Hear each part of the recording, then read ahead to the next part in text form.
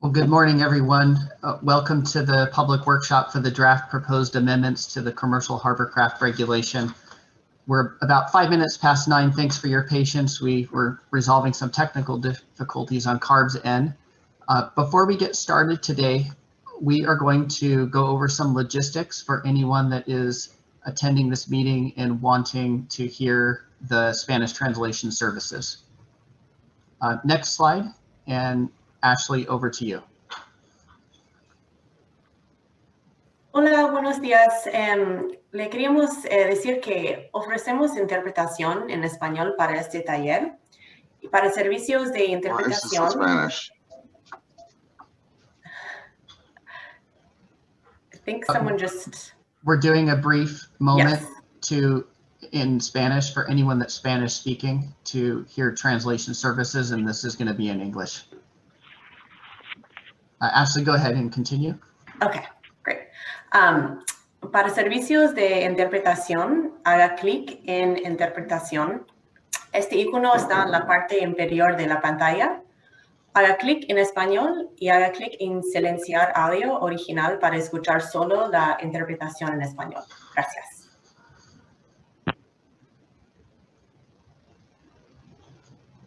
Thank you, Ashley. And next slide, please.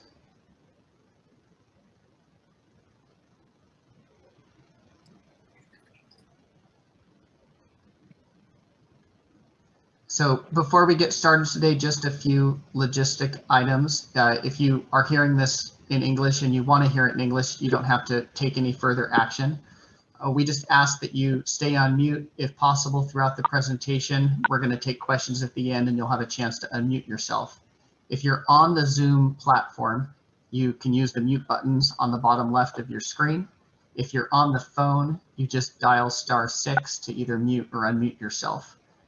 And if you can, we're just asking everyone to put their affiliation after their name so that we can see which organization each of us are with. So the Carb staff that are on the line have Carb - their name. If you can put your name - your affiliation or in any order, that should be just fine. If at any point during the presentation you have technical difficulties, just use the chat function to either the host or to everyone, and we can help work with you to resolve your situation. Next slide.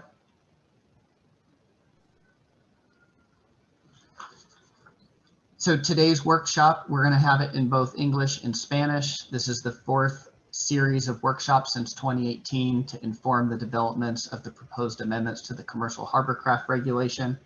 My name is David Quiros. I'm the manager of the team that's overseeing the amendments to the Hovercraft Rule. Also on the line, we have Bonnie Soriano, the chief of the Freight Activity Branch, Heather Arias, our division chief of the Transportation and Toxics Division. We also have most of the rulemaking team and support staff from our legal office, our enforcement division, our emission inventory group, and many others on the line to help answer questions. Before we get into the content today, I just wanted to emphasize that the feedback that you all have provided in the process so far has been extremely valuable and has been reflected in the modifications that we're going to present today. After we present, we're probably not going to take more than 35 minutes to get through it. We're going to take time for questions and we'll run until 10:30 a.m. this morning. We'll go over the logistics for the questions later, but you'll have an opportunity to type your question, to unmute yourself and speak your question. And if you're on the Spanish translation side, there will be an opportunity for you to ask your question either by chat or verbally as well. So at this point, I will turn the presentation over to Lizzie Melgoza, who will get us started on the workshop for this morning. Lizzie? Thanks, David. Give me 1 second. Okay. Hello. Good morning, everyone. Today's workshop on the proposed amendments to the Commercial Hovercraft Regulation will serve 5 main purposes. First, we will go over a brief review of the current regulation and the proposed amendments. Next, we'll discuss the modifications that have occurred since our last workshop in September, followed by an update on the emission inventory and cost analysis of the proposed amendments. We will close out the workshop by giving an overview of the next steps and taking any questions that you may have. So let's get started. Next slide, please. So it is very important that we start with a base and look at the current regulation and some of the successes that have been achieved to date. The current regulation began in 2009 and compliance obligations will be coming to an end in 2022. As you're aware, the hovercraft owners have been required since 2006 in the South Coast and 2009 for all other areas of the state to use ultra-low sulfur diesel fuel, which has a sulfur content of 15 parts per million. The use of this fuel has reduced emissions from commercial hovercraft and has also enabled the use of after-treatment devices necessary to reduce the public exposure of diesel PM. The current regulation also has various reporting and record-keeping requirements. Reporting is required when a new vessel is brought into regulated California waters or if there's any change to an engine or control technology. Hovercraft owners are also required to keep records handy regarding the vessel, engine, and operational information, control equipment, and maintenance records, among others. Carb staff will discuss enhancements to the reporting and record-keeping requirements later in the presentation. Now on to other successes. The current regulation has been effective at accelerating the turnover of Tier 0 and 1 engines on excursion, ferry, crew and supply, barge, dredge, and tugboats to Tier 2 or 3 engines. The current regulation also added additional stringency on new ferries that carry 75 or more passengers to meet more stringent requirements, such as using Tier 4 engines. We also recognize that some hovercraft owners not subject to in-use requirements have voluntarily replaced their engines. All in all, the current regulation has successfully reduced emissions from commercial hovercraft in California and has resulted in a cleaner fleet of vessels. Next slide, please. Although there has been significant progress made, there is a need to further reduce emissions from hovercraft. At the March 2018 board hearing, staff proposed to further reduce emissions from hovercraft as one of the several actions additional to other state implementation plan actions. The need to further reduce emissions from hovercraft came from staff's scoping evaluation of port emission sources, which showed that hovercraft are still the second highest contributor to near source cancer risk near the ports of LA and Long Beach. The goal of the proposed amendments are threefold: to reduce emissions in communities that are affected by hovercraft emissions, to attain regional air quality standards, and to help mitigate climate change. The commercial hovercraft regulation is also included in Carb's blueprint strategies for the AB 617 Community Air Protection Program.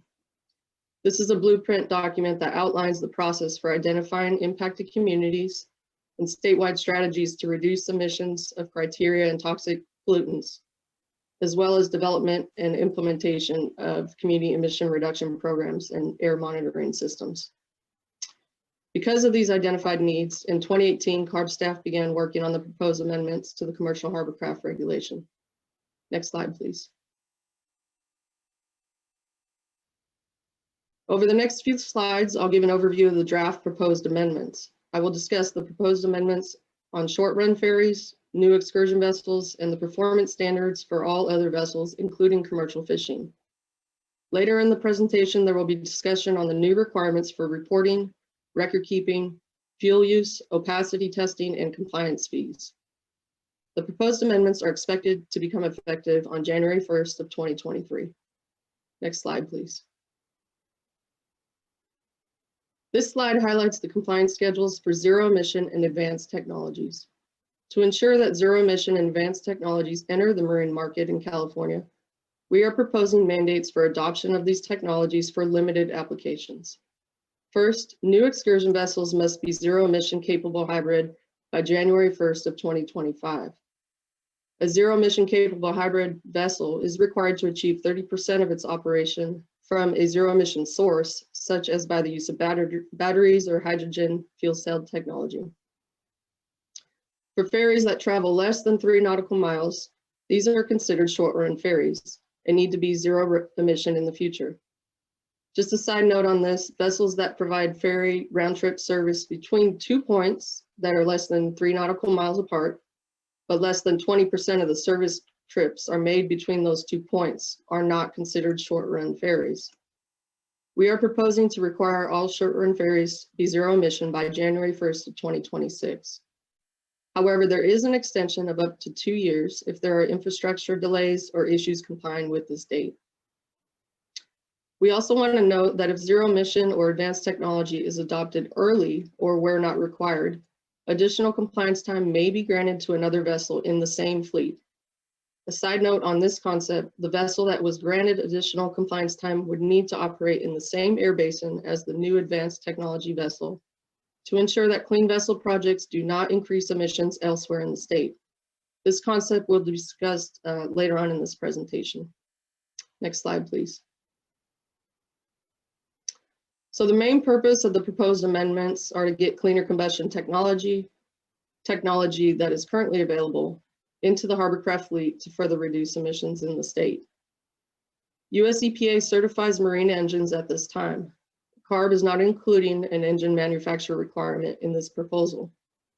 Since our last rulemaking, EPA Tier 4 standards have taken effect, and there is a growing number of certified engine models. Aside from short-run ferries, new excursion vessels, and commercial fishing vessels, the proposed amendments require an in-use performance standard equivalent to Tier 3 or 4 standards, depending on the vessel type and engine size.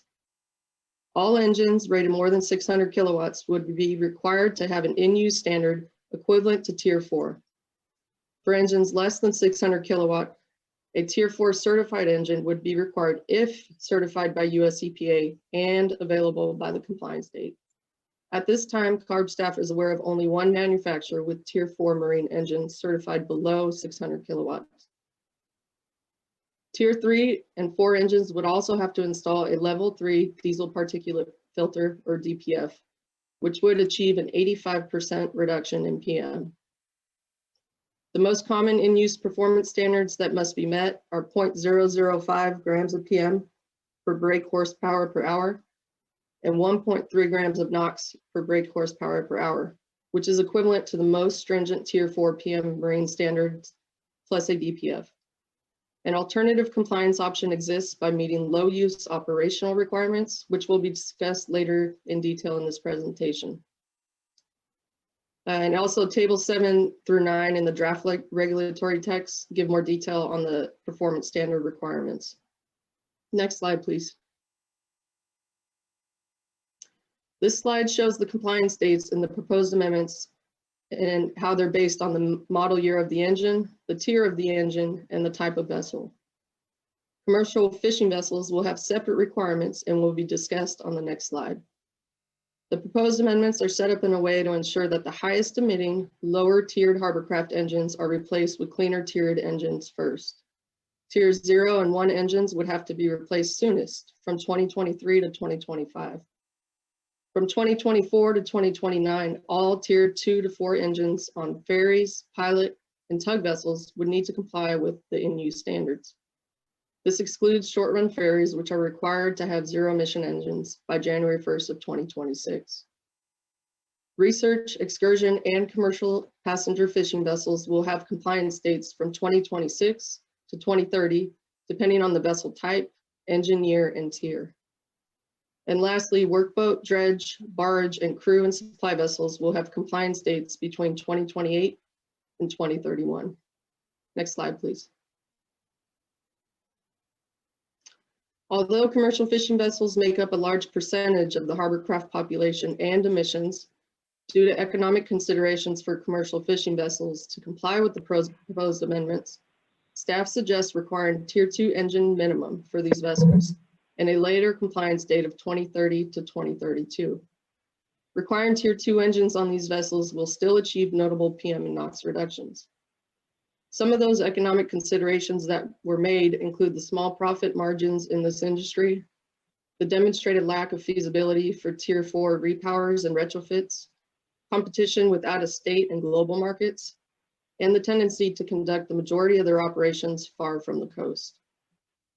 The 2030 to 2032 compliance dates will allow owners of commercial fishing vessels with adequate time to maximize any funding opportunities included from Moyer.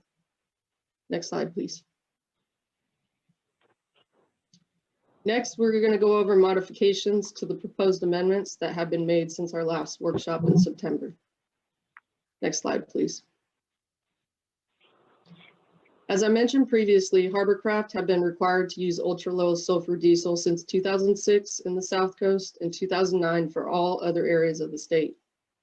Although the use of this fuel and using cleaner engines and after treatment has and will continue to reduce emissions, renewable diesel can achieve even more emission reductions.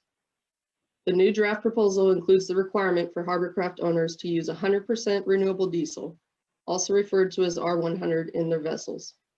We have had discussions with renewable diesel producers, distributors, and users over the past few months.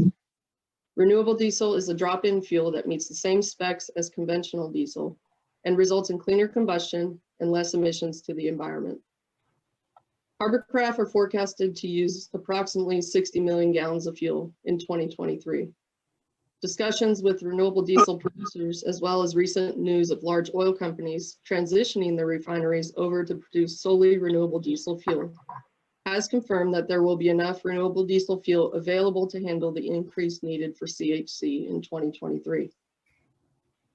Renewable diesel has been used in several marine applications thus far.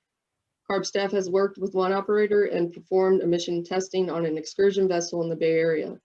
And results from this study showed that NOx and PM emissions were about 12 and 20% lower when compared to ultra-low sulfur diesel. And I'll now pass the mic over to Andrew Damiano, who will discuss the new performance standards under the proposed amendments. Andrew? Thank you, Lizzie. Slide 13 outlines in-use performance, in-use emissions performance standards. The in-use performance standards previously posted in the draft proposed regulatory language from the September 2020 workshop will remain unchanged. Two new additional performance standards are being added, one for methane at 2 grams per brake horsepower hour, and another for diesel PM from category 3 engines at 0.01 grams per brake horsepower hour. Next slide, please.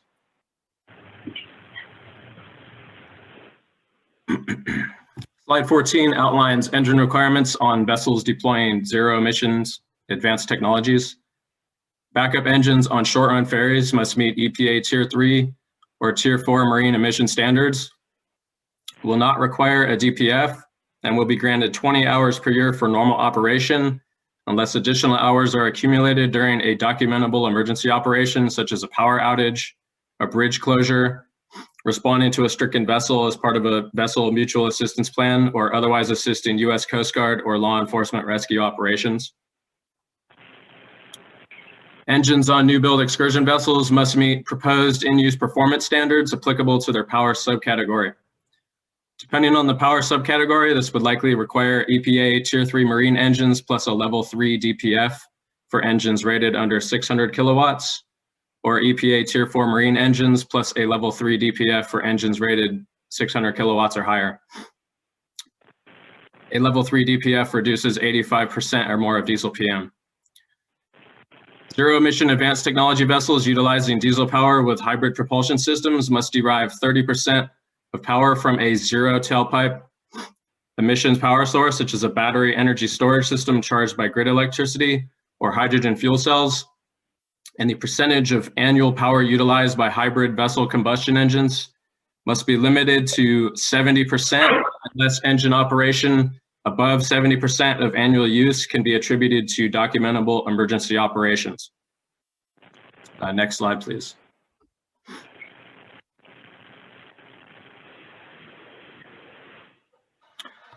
Slide 15 outlines emergency vessels and operations. The temporary emergency vessel exemption will remain for out-of-state vessels responding to a major emergency requiring operation within regulated California waters.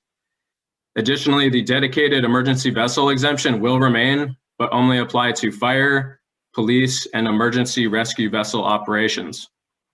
Carb proposes to create an additional emergency operation definition for any vessels operating in vocations involving oil spill response activities or secondary use vocations for other vessel types that may respond to stricken vessels or assist U.S. Coast Guard or law enforcement with rescue operations.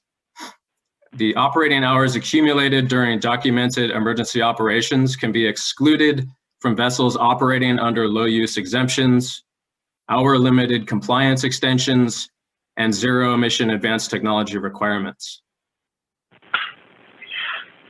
Next slide, please. Slide 16 outlines modified requirements for oil spill response vessels. Carb considers oil spill response activity critical to protecting public health and recognizes that spill response vessels may include either dedicated spill response workboats or other types of vessels contracted to respond to California Department of Fish and Wildlife spill contingency plans utilizing portable cleanup equipment. Operating hours accumulated while training, testing, and maintaining U.S. Coast Guard certifications would remain subject to proposed performance standards and low-use exemption hour thresholds. Carb proposes to include spill response cleanup activity and hours accumulated responding to mandatory CDFW contingency plan drills conducted by U.S. Coast Guard under the emergency operations definition. Operating hours accumulated during documentable oil cleanup work or U.S. Coast Guard drills would not be counted against low-use exception hour thresholds. This proposed change will provide greater certainty to oil spill response organizations that are complying through low-use exemptions. Next slide, please.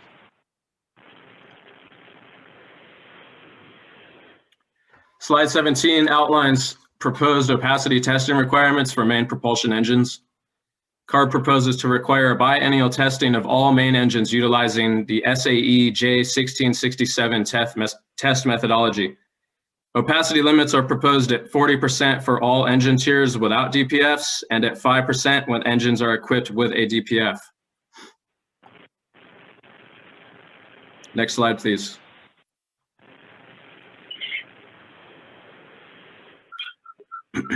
Slide 18 outlines a draft proposed procedure to adapt the SAE J1667 method to main engines on commercial harbor craft. Step 1 would be transit the vessel to a safe location in open waters. Step 2 would be to stop the vessel, clutch in with engines at idle. Step 3 would be transition the throttle controls from idle to full load within 2 seconds. Step 4 would be record opacity measurement for 15 seconds or until engines reach full power. Step 5, repeat the test procedure 5 more times. The final opacity measurement would be the average of the 0.5 second maximums of the last 3 accelerations. That would be the 0.5 second peak opacity measurements taken during the last 3 acceleration tests. Next slide, please. I'm going to do these tests.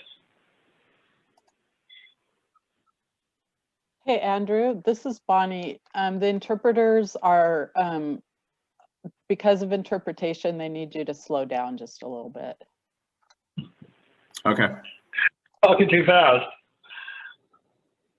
Do you need me to repeat something on the last slide? No, just slow down for just a minute. And somebody's asking a question. We can't tell who. We're going to do questions at the end, so we'll have plenty of time, I hope, for questions. Okay.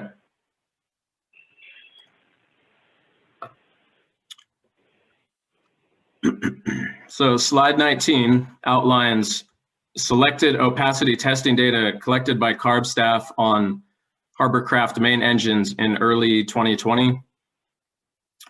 All properly maintained and functioning engines tested were consistently below the proposed 40% opacity limit.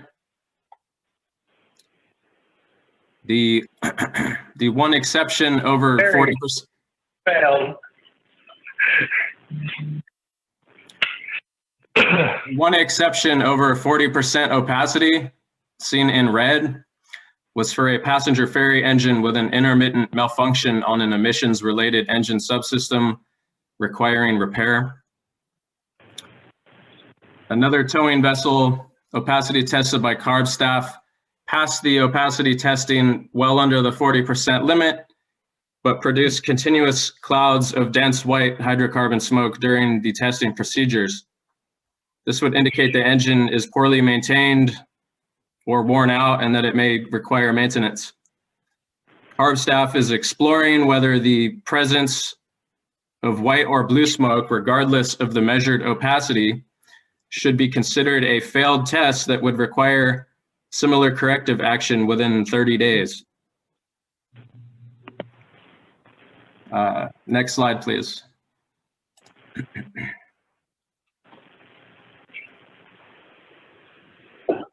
Slide 20 outlines proposed opacity requirements for auxiliary engines. Auxiliary engines would be subject to the same 40% and 5% opacity limits as the main engines, but would not be subject to periodic testing due to the variety of applications and the potential complexity and costs of periodic testing for these engines. This proposal would allow Carb staff to test auxiliary engines upon receiving a complaint of excess visible smoke emissions.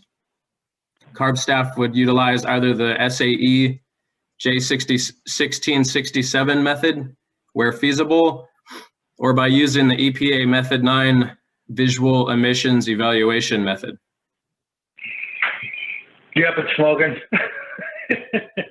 You said you got 30 days. Excuse me, sir. Can you please mute yourself? We're going to have time for questions and comments later after we present the slides. Thank you. Next slide, please. So, slide 21 outlines procedures requiring, procedures required after failing an opacity test.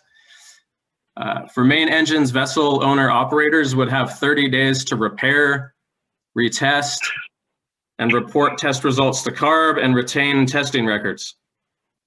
For auxiliary engines, vessel owner operators would have 30 days to repair and notify Carb. No violations would be incurred if corrective action is taken to meet opacity limits.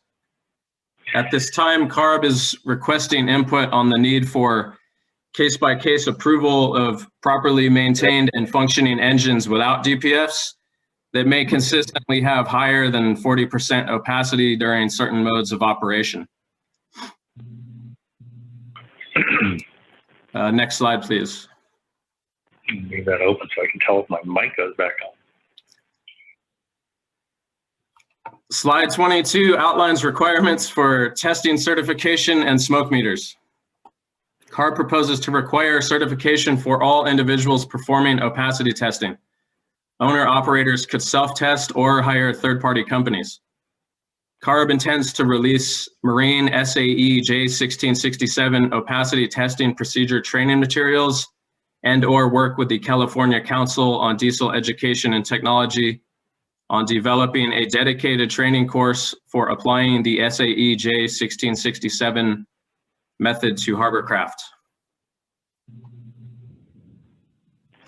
And I now hand the presentation over to Melissa Huchin. Thank you. Melissa, before you get started, why don't we try to mute everyone in the meeting and then you can unmute yourself, because I think there's just maybe one or two people that don't know that they're not muted. So I'm going to hit the mute all button and then just reactivate your mic.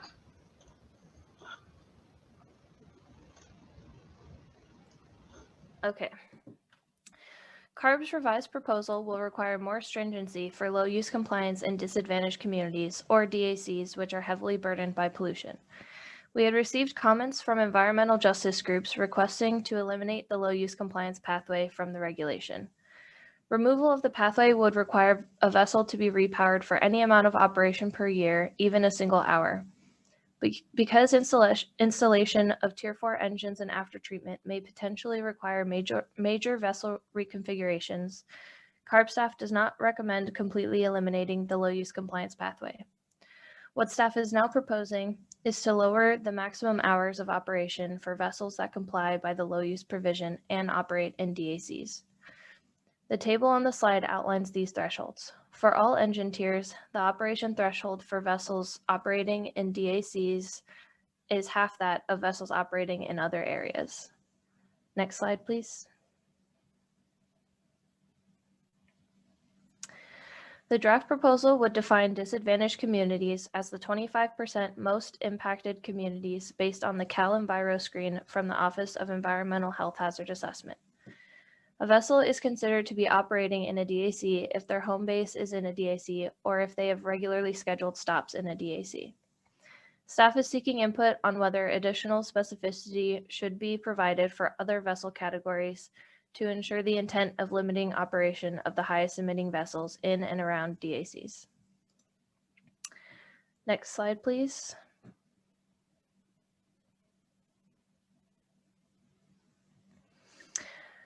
Carb's revised proposal aims to simplify the compliance extensions allowed for hovercraft.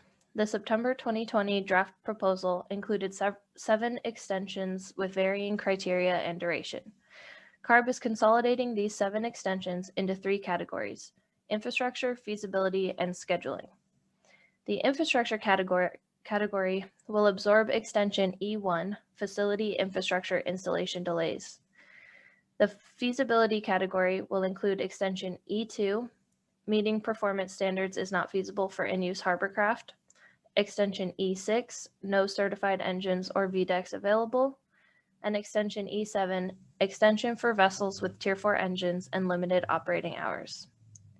The scheduling category will include extension E3, equipment manufacturer delays or installation difficulties, extension E4, multiple engines on multiple vessels within same fleet and with same compliance dates, and extension E5, multiple engine on single vessel with different compliance dates. Extensions may be combined among these new 3 groups for a maximum total of 6 years, and extensions may not extend past December 31st, 2034. There will be some exceptions to the 6-year limit on the feasibility extension, which we will present in the next few slides. Next slide, please.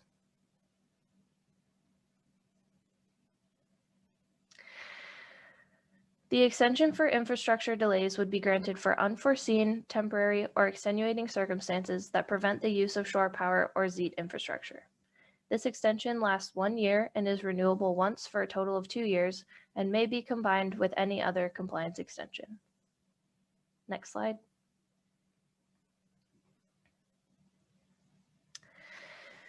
This 2-year renewable extension for feasibility issues would apply if Tier 4 engines or DPFs are not available, if engines or DPFs will not fit and an operator cannot afford a replacement vessel, or if a vessel with Tier 4 engines has no fitment for a DPF and operates below 2,600 hours per year, or 1,300 hours per year if the vessel is operating in a disadvantaged community. Staff is expecting the most common use of this extension will be for the situation where engines or DPFs will not fit and a replacement vessel cannot be afforded. While this extension is renewable, extensions may not be combined to exceed 6 years or extend past December 31st, 2034. The other less common ways, if either Tier 4 engines or DPFs are not available to purchase, or if vessels already have Tier 4 engines and operate below 2,600 hours per year, would not be subject to the 6-year or December 31st, 2034 time limits. In addition, the proposal for workboats would not be limited to 6 years of this extension. The proposal for workboats to not be limited to 6 years of this extension would be retained. An engineering analysis of fitment would also need to consider all possible modifications or vessel reconfigurations. Staff is proposing to consider extending a vessel's length to not be considered feasible. Next slide.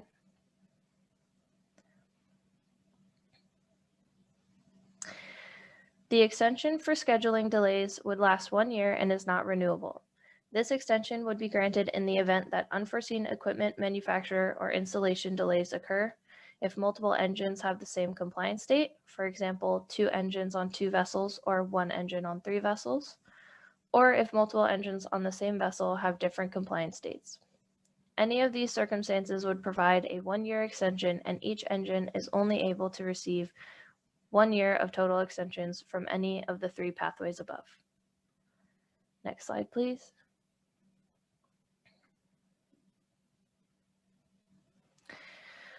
The proposal also includes an alternative compliance pathway, or ACP, that allows operators to submit an emission reduction plan to Carb for approval.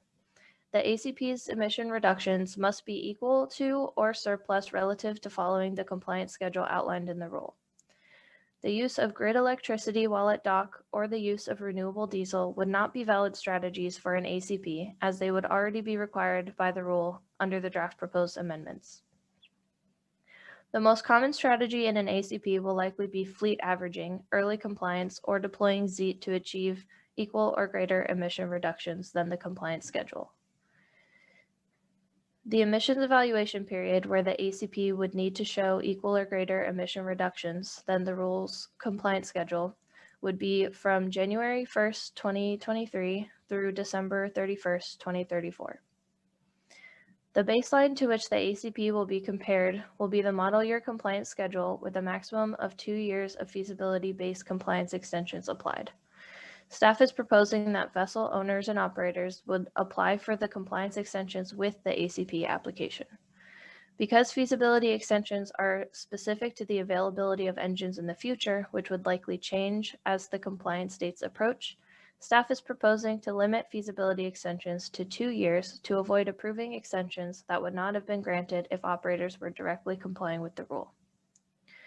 The ACP applicant would also be required to demonstrate that DACs would not experience a higher burden than other communities as a result of implementing the ACP. Next slide, please.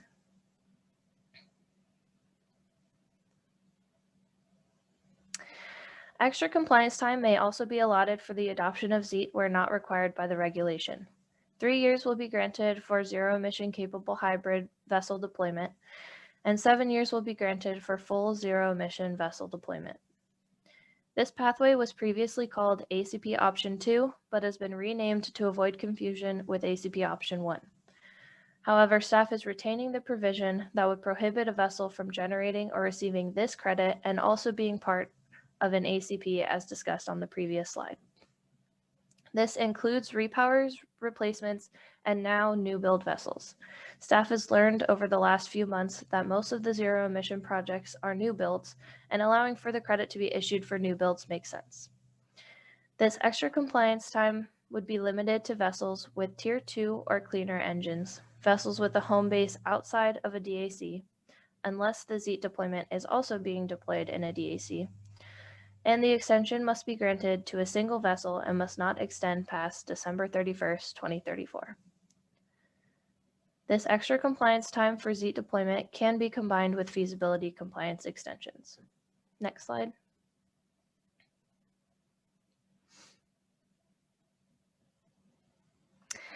Carb's proposal includes labeling commercial harbor craft with Carb-assigned Unique Vessel Identifiers, or UVIs. The UVI would begin with the acronym Carb, followed by 5 Arabic numerals. The proposal would require the background to be green with RGB code 02550 and for dimensions to be 10 inches tall and 40 inches wide.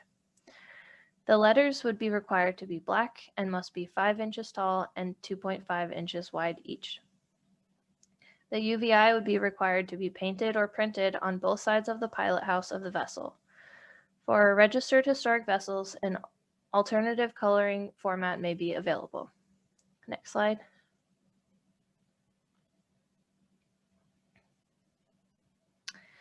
In the initial draft proposal, Carb staff had proposed facilities to provide shore power connections for hovercraft by 2024 if they are receiving more than 50 visits in a year.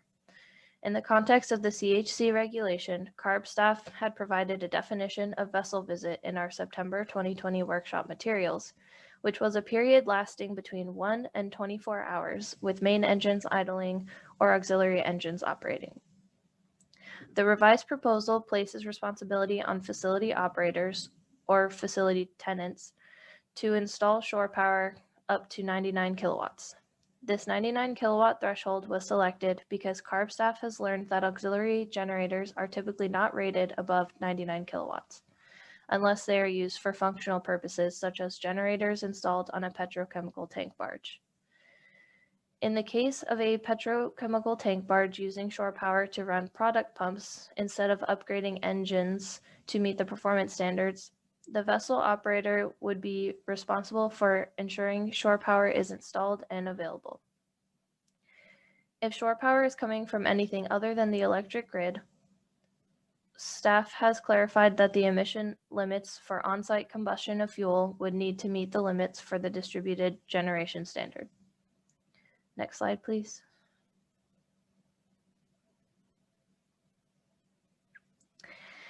In the initial draft proposal, facility operators were to report to Carb quarterly and provide a list of vessels that visited the facility for 7 days or more. Staff have updated the proposal to require marine oil terminal facilities to report all visiting vessels to Carb. Another new provision of the draft proposal is for the subset of facilities that schedule marine traffic. If any facility schedules marine traffic, such as a facility in contract with an operator to perform work, they would be responsible for ensuring that vessels visiting their facilities are compliant with certain sections of the proposed amendments to the CHC regulation. Next slide, please.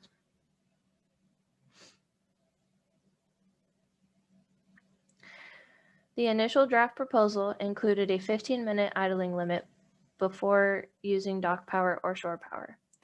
The revised proposal allows for 30-minute idling of the main engine and auxiliary engine. We thank the vessel operators who have raised this to our attention and provided specific details, including the wide range of daily maintenance and startup protocols that need to be followed. I'll now pass the presentation on to Wei Lu for the next few slides. Thanks.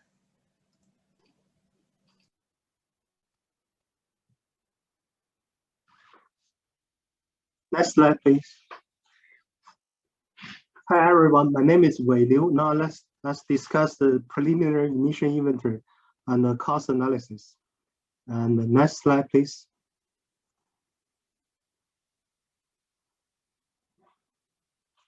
Yeah, we presented the preliminary emission methodology and the results for the CHC in the last workshop in March 2020. And after that, we got some feedback from stakeholders about method and results. And we thank you for that. Today, we'll present the update summary inventory for NOx and PM. And on this slide, we'll show the updates we made to the vessel populations. This table compares the previous baseline vessel population and the updated vessel populations. And we made changes to the population for commercial passenger fishing vessels from 508 to 358, which highlighted in blue here, and by removing gasoline-powered 6-pack vessels. And this change will reduce the total CH vessels population from 3309 to 3153. We didn't make any other updates to the population for the CH vessels. Although we received the feedback from the towing industry that the 3 categories, ATP tugs, ship-assisted tugs, and the push-tow tugs, had an overestimate population. We recognize that the estimated 229 tug vessels is derived from the US Coast Guard database. And we review all AIS reporting and other data sources submitted by industry. And we confirm that 229 or more tug vessels are active in California over the past couple of years. So we keep all the tug vessel constant. So this is our final preliminary vessel populations. Next slide, please.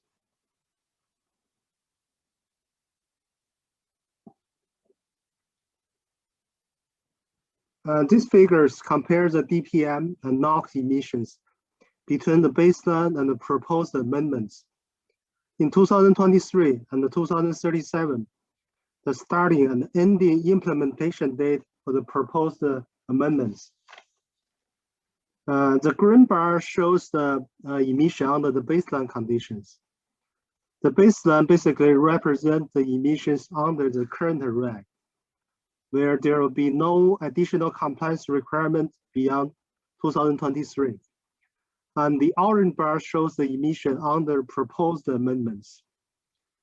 And we can see in 2037, which is at the end of the implementation date for the proposed amendments, there'll be about 85% DPM emission reductions and 50% NOx emission reductions.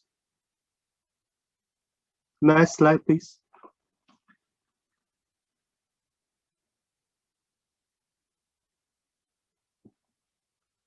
Yeah, we also update the cost analysis. We incorporated a substantial number of additional and revised cost inputs and update the category from stakeholder feedback received since September 2020. We thank you everyone who has spent considerable time aggregating this information, sharing it with us, answer our questions to ensure we are properly understanding and estimating the cost.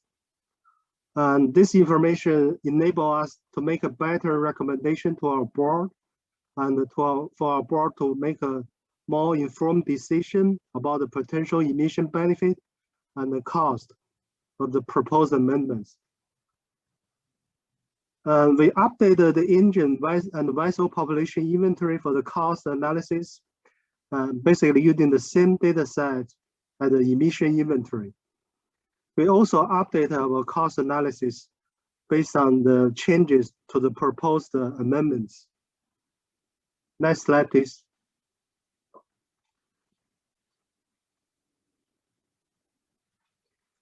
This table shows a breakdown of preliminary annualized cost estimate by year for the regulation implementation period from 2023 through 2038.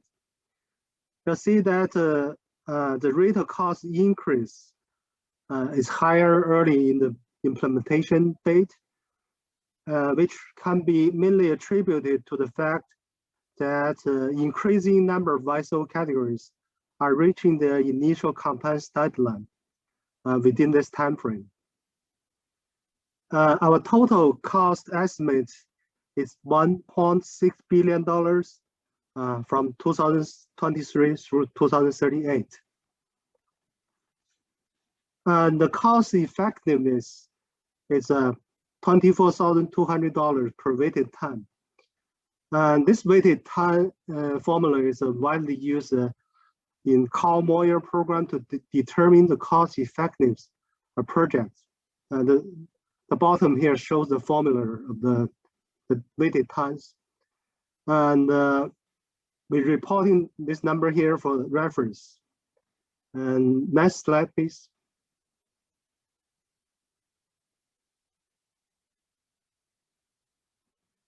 Yeah, based on the emission reductions, we also estimate the health benefit that this proposed amendment provided for the regulation implementation period from 2023 through 2038. The health benefit we evaluated including awarded premature deaths and awarded hospitalizations and awarded emergency room visits. And based on this health benefit, we monetize the health benefit in this table shown here. You'll see that the benefit increase also is higher in the early implementation timeframe, which can be mainly attributed to the fact that the increasing number of compliance vessel categories in the early stage. And our preliminary health benefits is at $2.9 billion from 2023 to 2038, the same time period we did the cost analysis, which is much higher than the $1.6 billion cost that we presented in the cost table in the previous slide. Next slide, please.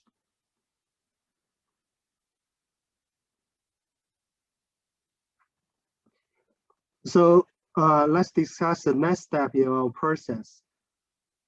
Next slide. We will revise our draft regulatory language within about the next 2 weeks. And we want to emphasize that we are requesting your final comments on the revised concept and draft the regulatory text by Friday, April 16th, 2021, in order to continue our next step of our process. However, any feedback at any time will be considered. And Department of Finance will release our SREA in August 2021. And our formal rulemaking will begin in October 1st, 2021. And the official 45-day comment period begins. And then our public board hearing is scheduled on November 18th through 19th in 2021. Again, we want to emphasize that we want your final comments by Friday, April 16, 2021. So next slide.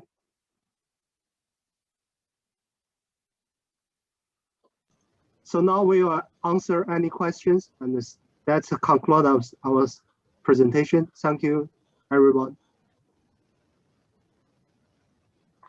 Thank you, Wei. Let's go to the next slide with some logistics information. What we're going to try to do is take questions that have come through in the chat, and then we're going to also ask people if they would like to raise their hand or just unmute themselves and speak. And then we also receive questions by email in advance of the workshop. So we'll get to all three of those in about that order.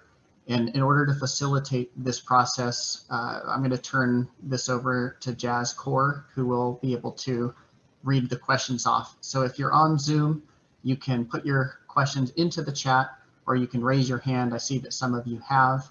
There are two ways to raise your hand. You can go down to the participants box at the bottom of your screen and raise your hand, or you can go to the reactions box and raise your hand that way as well.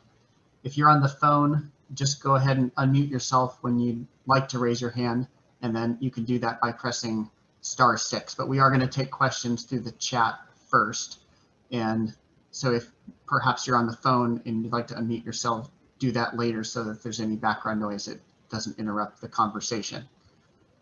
So Nick, if you want to go ahead and go to the next slide, I'll then turn control of the session over to Jazz Core, and she can start reading questions and we'll do our best to answer them. Okay, thank you, David. So the first question we have is from Tim, and he is asking, in addition to opacity testing, is Carb considering failing a test due to the color of the smoke?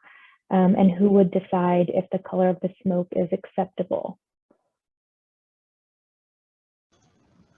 So thanks for the question, Tim. I can start that off, and then also Andrew Damiano in our group can add to that. The SAE J1667 procedure includes a numerical method for measuring opacity. It also has a statement to watch out for white or blue smoke that could indicate an engine failure as well. To the extent that the presence of black or white smoke, if the numerical opacity limit is met, is still something that we're working on. Andrew, I don't know if you'd want to add anything to that about how subjective or objective that might be.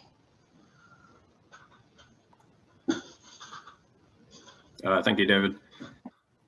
Yeah, that's definitely a little bit of a subjective observation there. So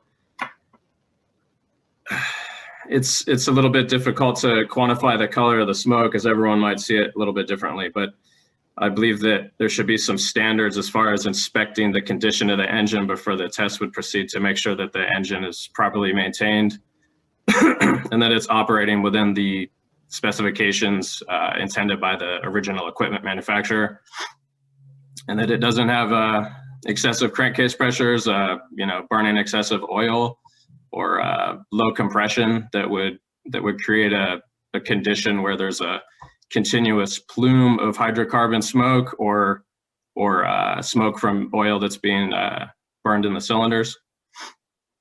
I believe as opposed to making it a subjective inspection, it should just be a set of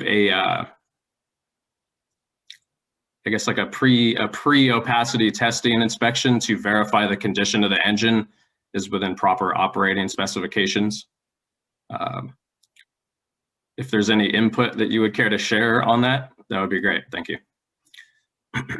Yeah, I mean, I'm just concerned that, you know, it's subjective. So what I see, what smoke I see is fine, that, you know, and someone else or a passenger, because there's a reporting requirement too, right? That anyone can report in or complain about white or black smoke, and we do get that a lot. But if we're passing our smog test or with the opacity testing, I think it should just be limited to that, because looking at smoke and determining if it's white or black or blue is just so subjective. I mean, we don't take our it depends on the ambient conditions, and then as well as the technical understanding and knowledge of the observer and the experience. And so what I can say is that during the opacity testing that Carb staff performed in early 2020, we did have an engine that was considerably well past the worn out point, and we tested it, you know, to see what the opacity reading would be, and it did pass the opacity measurements with fairly low opacity, but it was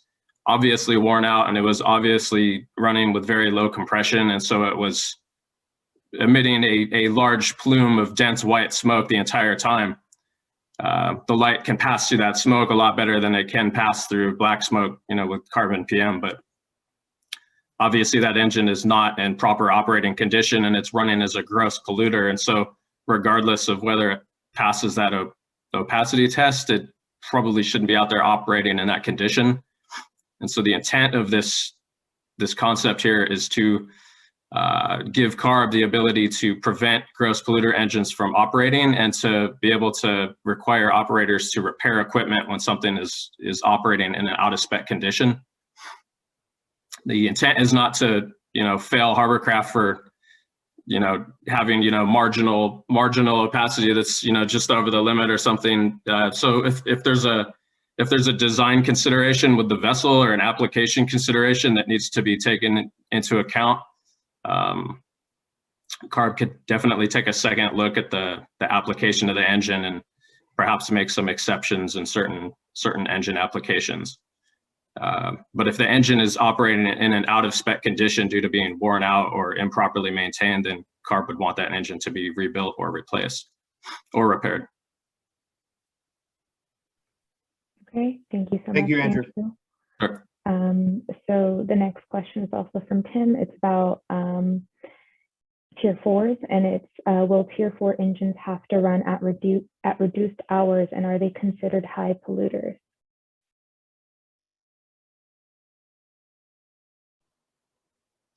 And that's for the DACs, right? For the Yes. disadvantaged communities. I can take that one. So yes, if it's operating in a DAC and complying by low use, then it would need to be operating at reduced hours. I think that's slide 23 if Nick wants to put that table back up. So this is for the low use compliance pathway. Those are reduced to, so a Tier 3 or 4 engine is reduced to 350 hours per year if operating in a DAC. So this changed, the last regulation was 2,000 hours, and this changed from last night where we saw it. So last night these regulations came out and it went from 2,000 hours to now 350. I think you might be thinking of the extension for if it's Tier 4 already and operating under a certain threshold, then you wouldn't need to put the DPF on. This is for low use compliance, where if you're operating below a certain hour threshold, you can continue with the engine you have. Maybe David has more clarification if I'm stating that confusingly. Melissa is correct. So the 2,000, 2,500, and 3,500 hours for that compliance extension for vessels that were already Tier 4 is changing to just a flat 2,600 regardless of the vessel category. And then if vessel with Tier 4 engines wants to use that extension and operates in a disadvantaged community, that value would be cut in half to 1,300 hours per year. So the 2,000 did not become 350. The 2,000 became 2,600, and then is either 2,600 or 1,300 if operating in a disadvantaged community. Okay, and so just for everyone on the call, we're running one of the first Tier 4 engines on this side's class ferry, and this is going to be considered a growth polluter. And there's currently no DPFs available or certified by Carb that we can put in this boat. And thank you for answering my question. Okay, so the next question is an infrastructure question. 2-year extensions will not allow enough time to complete a major infrastructure project. Will Carb consider basing this extension on the size of the project?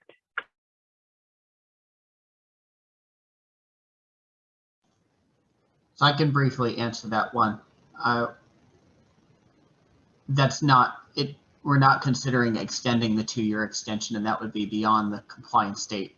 So if you have a short run ferry, the date would be 2026 or 2028 that you'd have to transition to zero emissions if you don't or do get the extension respectively. Okay, thank you. And then the next question is, could you please clarify the compliance requirements and effective dates for new CHCs?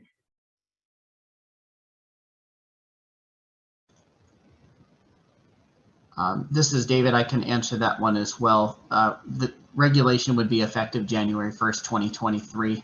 In the interest of time and the number of questions that are coming in, I'll direct you to look at the compliance tables that are in the draft regulatory language that was posted last September. They've remained unchanged. So 2023 to 2031 would be the initial phase in, and extensions would end at the end of 2034. Okay, thank you. The next question is, since these regulations are written for protection of the coastline communities, will Carb consider an exemption for operations on the Colorado River?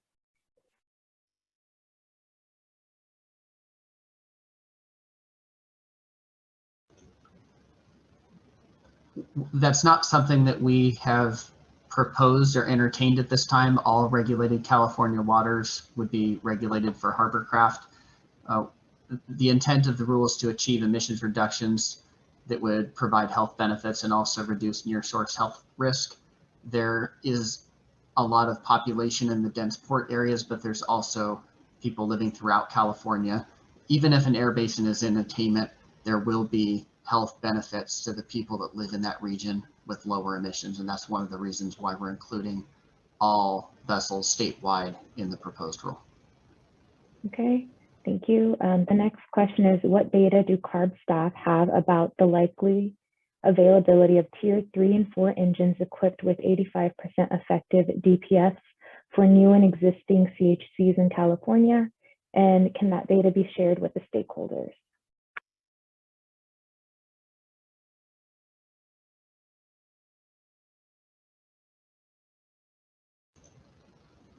So it sounds like that question has two parts, both which engines are certified to Tier 3 or 4 standards, and then what DPFs are Carb verified that would allow an operator to comply with the proposed performance standard. US EPA keeps a running list of engines that are certified. That's the same database that we would use here at Carb. On the verification of DPFs, the only thing that we can say is the list of verified products today has one marine product verified. It's a level 2 device. If any of the DPF manufacturers would like to share any more information, they can chime in now. We're not able to speak about any discussions we've had with those operators. This is Tom from Ripos. I can confirm that we are pursuing a level 3 verification. Expect to have it done in time to meet the requirements in the compliance dates you see here. Thank you, Tom. The next question is if the term facility is defined in the regulation.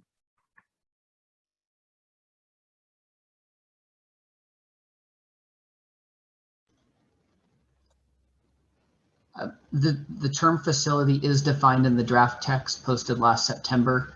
I don't know if it was captured, but we're planning on releasing revised draft regulatory text for your review within the next couple of weeks, and any changes to that definition will be provided. But right now we're just saying it's anything like a port, terminal, marina, harbor, or land that has docks that accepts payment for having a commercial harbor craft dock or more at the location.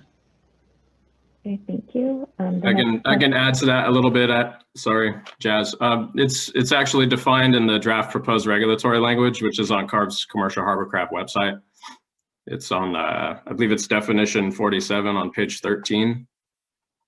And it states facility means, but is not limited to, any port, terminal, marina, harbor, and land with docks that accepts payment for allowing a commercial harbor craft to dock or moor. Okay, thank you, Andrew. The next question is from Timothy, and it is, what is the likelihood that most CHCs will need to be replaced with new vessels to comply with the proposed regulations, since repowers and retrofits appear to be impractical? Has that been clearly explained to vessel owners and operators?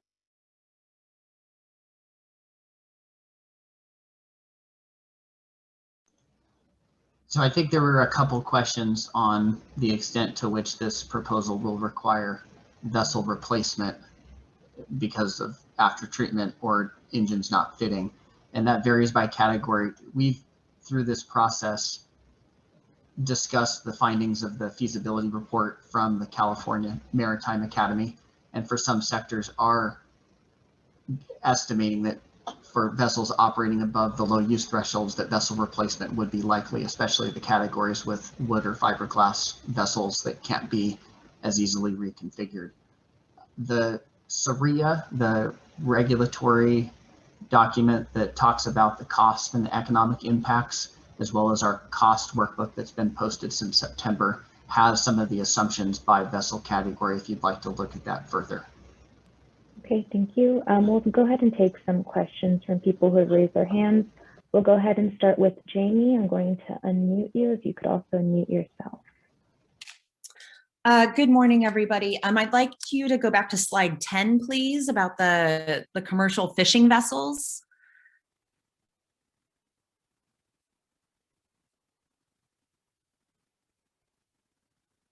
Okay, so unique offshore operations and industry economic considerations compared to other vessel categories. You elaborated on the economic considerations of the low return for sales. I'd like to point out that this is the same for commercial passenger fishing vessels. Okay, we operate uniquely offshore, and we have a very low return. We don't make millions of dollars like you apparently think we do. This is very unique. I'd like to point out real quick that in Santa Barbara County, where my operations are, there are over 70 commercial fishing vessels. There are 2 commercial passenger fishing vessels. I don't know how you can disproportionately say that my 2 vessels are causing more harm than the other 70 commercial fishing vessels. Okay, that the math does not work on your equations there. I am offended at your disregard for the information and feedback you have been given by our fleet. This is an inequitable and punitive policy that you have created here.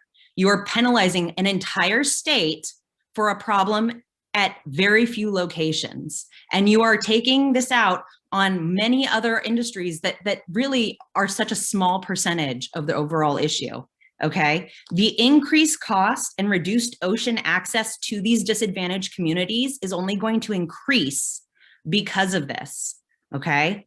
It's going to increase, which means all the things that you want healthier people in these disadvantaged communities, you want healthier communities, which we want too. I live in these communities, okay? That's where I live, that's where my kids live, okay? You are going to make it harder by us having to increase cost due to these things. I still have heard no reference to any conversations with Coast Guard on safety and stability of these engines put into our vessels.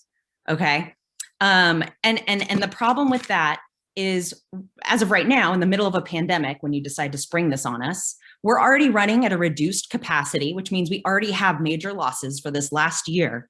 We will then, because of the increased weight of these engines, we're now going to have to do new stability tests, which A, costs us money, and B, reduce passengers even more because of the increased weight of these engines. Okay, this is not well thought out. You have not listened to the feedback you have given by the passenger fishing vessels, by the passenger vessels, as well as by a lot of these other stakeholders. This is really disconcerting that this is being shoved down our throats in a year. And this is unacceptable, okay? That your complete disregard for any real feedback. Okay, you reduced the 6-pack vessels out of there, okay? That's still, so now we're even less, but yet you're still penalizing the passenger fishing vessels. We should be still lumped with the commercial fishing vessels, and you know it. And you just are digging in your heels further and further. And this is not okay. You need to listen. You need to understand the irreparable harm this is going to do to an entire industry. I don't think you get it. You don't get it. And you're going to keep hearing from me and everybody else every time, because we're not going to be bulldozed. Okay. It's not going to happen. You need to listen, and you need to take the feedback, and you need to go back to the drawing board. This is not okay.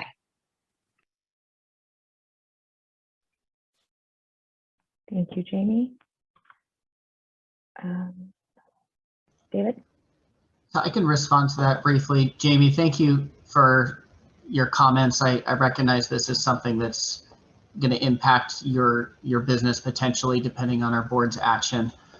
I just wanted to respond with a couple of points. One is that the commercial passenger fishing vessel fleet, there's 352, we believe, in California. So it sounds like there might not be a lot in exactly where you're operating in Santa Barbara.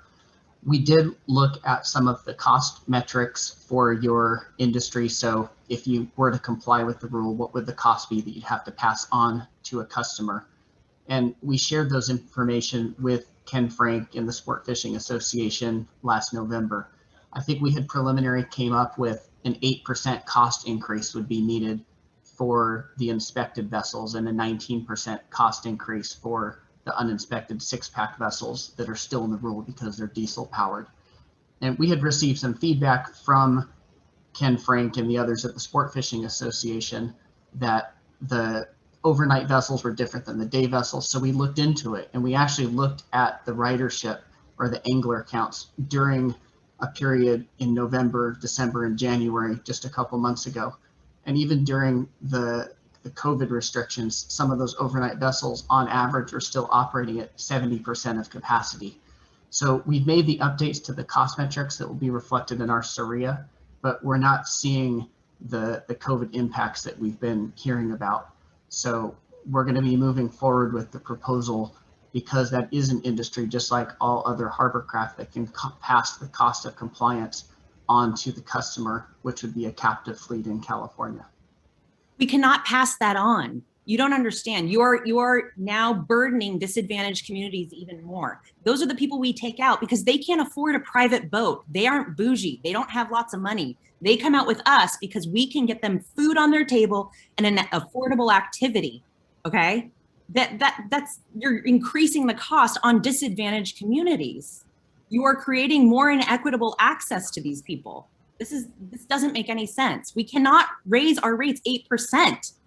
It doesn't work like that. It doesn't work like that, period. It doesn't. I mean, maybe you can afford that, but most people cannot. Who are you to decide how I should raise my rates? Because we're also going to have to reduce our passenger capacity due to stability and extra weight. Okay? You don't get it. You have not thought this through. You don't have a mind for this. I get that you're great with numbers and science, and that's fabulous. But in real life, that's not how it works. Thank you for the comment. And Jazz, I think we should go on to perhaps another sector, but before we do, I see Ken Franke has his hand up. I didn't know if he wanted to add anything on behalf of the other commercial passenger fishing vessel operators. Good morning. Can you hear me, Dave? Yes. Yeah, good morning. This is Ken Frankie on behalf of the Sport Fishing Association of California. What you heard in Jamie Diamond's voice is fear and concern. And we've highly recommended that the commercial passenger fishing fleet be combined with the commercial fishing fleet for the same reasons that your staff have already stated. Low opportunity to make up the difference, and it gives them time using Carl Moyer money to replace the engines into the tier 2/tier 3 categories.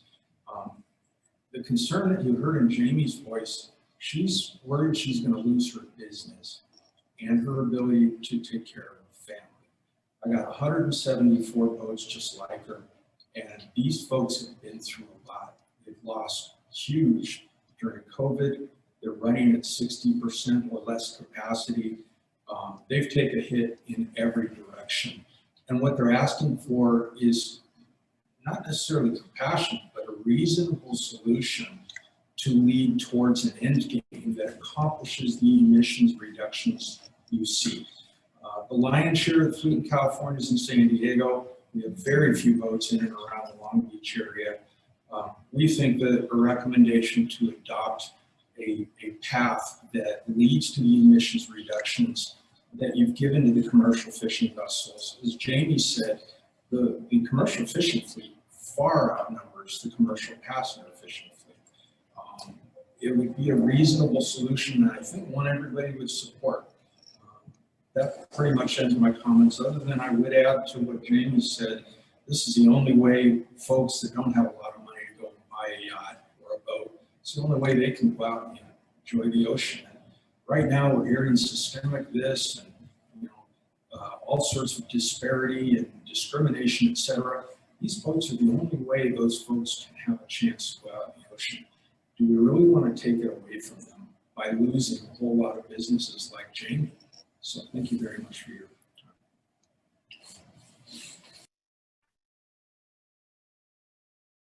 Great, thank you, Ken.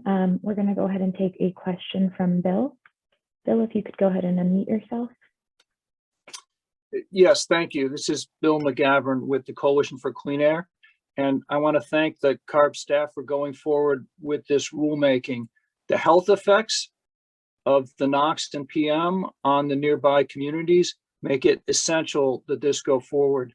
Now, we think the goal should be zero emissions in this sector like others. And in the meantime, that we need to go to cleaner combustion with renewable fuels.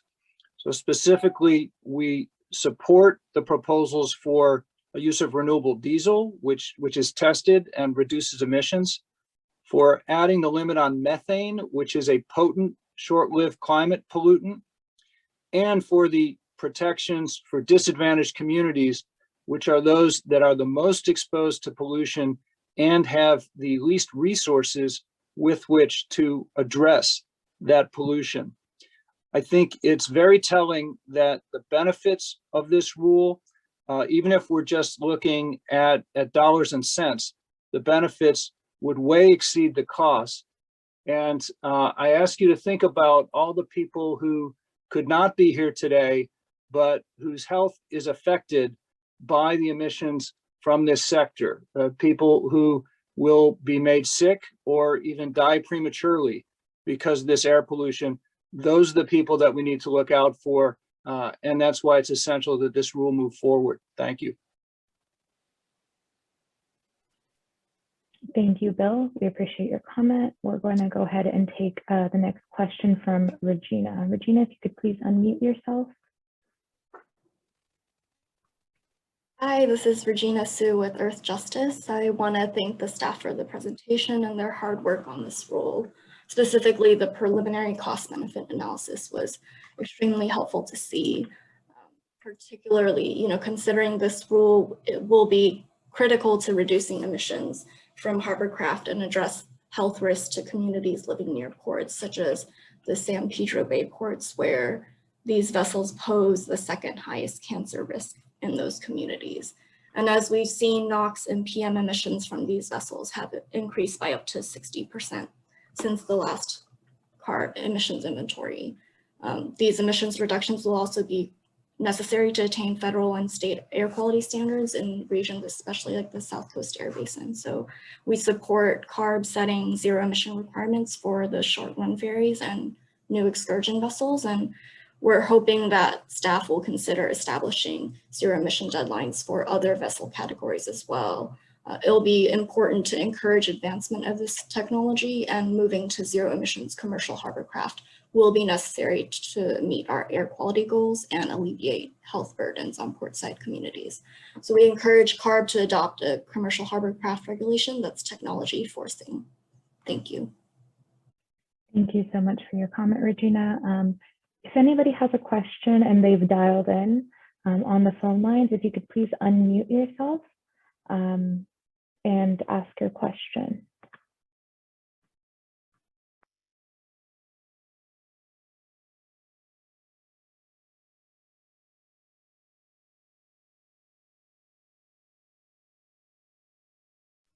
Okay. It doesn't seem like anyone has unmuted themselves.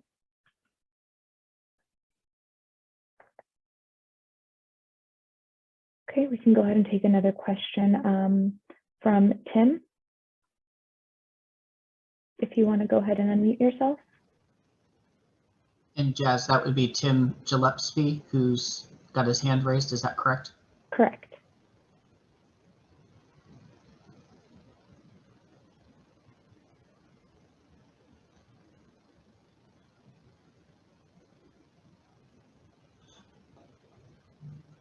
I'm sorry about that. It took me a minute. My iPad was all messed up. One, could you answer why six-pack were taken off the population list?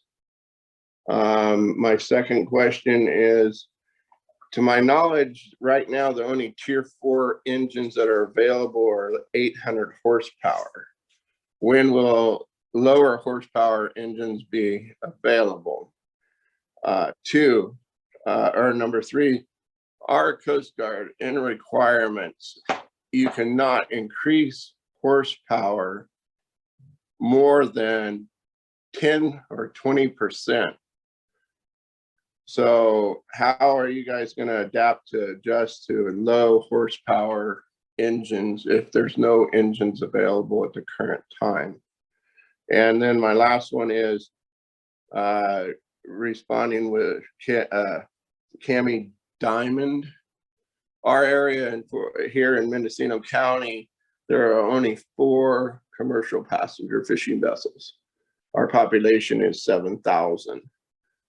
Also, Carb Moyer in our county are not doing Carb Moyer on boats.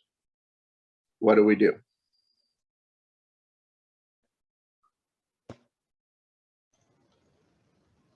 Thank you, Tim, for the questions. Let me just run down your list quickly, and then any others on the team can add to what I'm going to say. The 6-pack vessels are still in the proposed requirements if they are diesel powered. We just had inadvertently included gasoline powered 6-pack vessels that are not subject to the proposed requirements. To clarify, the proposed amendments would bring in gasoline powered vessels, but only if they are inspected vessels. So the only exclusion for gasoline vessels would be the recreational vessels, or if they're a 6-pack commercial passenger fishing vessel. You asked about the Tier 4 engines only being available above 800 horsepower or 600 kilowatts. At this time, we're aware of one engine manufacturer, Baudouin, that has engines rated down to 600 horsepower that are US EPA Tier 4 certified. If at the time of your compliance date, a Tier 4 engine is available and you're below 600 kilowatts or 800 horsepower, you'd be required to use the Tier 4 engine. If you're above 800 horsepower or 600 kilowatts and your compliance date hits, you wouldn't be able to buy a Tier 3 engine. So if there is no Tier 4 engine, then you would qualify for one of the renewable compliance extensions until a Tier 4 engine became available. You talked about changing power. The way we've framed our regulatory text is that you would not have to change the power of your engine to comply with our requirement. If you have a functional purpose for your vessel, you would pick an engine that would meet that purpose, whatever rated horsepower it needs to be, and the requirements would apply to that engine of whatever size it would need to be. And then you had also asked about Carb Moyer funding. The air districts may choose to offer marine products or marine projects, excuse me. However, the availability of incentive funding is not something that we're guaranteeing or can guarantee at this point, and the compliance requirements would still be in effect.